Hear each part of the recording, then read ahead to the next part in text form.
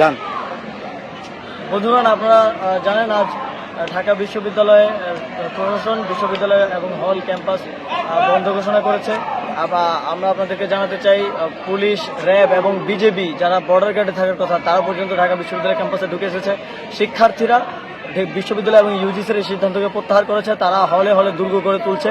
কিন্তু আমরা শঙ্কা জানাচ্ছি যে যেভাবে প্রস্তুতি নিচ্ছে প্রশাসনিক এই বাহিনীগুলো, শিক্ষার্থীদের নিরাপত্তা নিয়ে আমরা শঙ্কিত। যদিও আমরা সর্বশেষ রক্তবিন্দু থাকা পর্যন্ত লড়াই করে যাব ক্যাম্পাসে থাকার।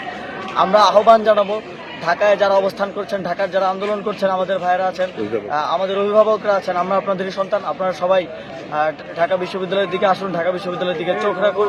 আপনারা সবাই বিকালের মধ্যে ঢাকা বিশ্ববিদ্যালয়ের দিকে আসুন। যদি গণজোয়ার ঢাকা বিশ্ববিদ্যালয়ের দিকে আসে, এটি একমাত্র উপায় যেটা আমাদেরকে রক্ষা করতে পারে। না হলে আমরা জীবন দিতে প্রস্তুত আছি।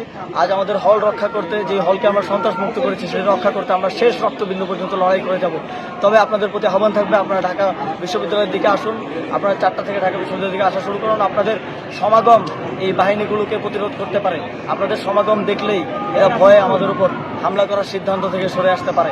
ঢাকা বিশ্ববিদ্যালয়কে বন্ধ করে দেওয়ার সিদ্ধান্ত এর আগে অনেকবার হয়েছে, স্বৈরাচারের আমলে, তত্ত্বাবধায়ক সরকারের আমলে, কিন্তু শিক্ষার্থীরা, দেশের জনগণ সেটা হতে দেয়নি। এবার আমরাও হতে দিব না। এর জন্য যত রক্ত ঝরুক আমরা ঝরাতে প্রস্তুত আছি। ধন্যবাদ সবাই।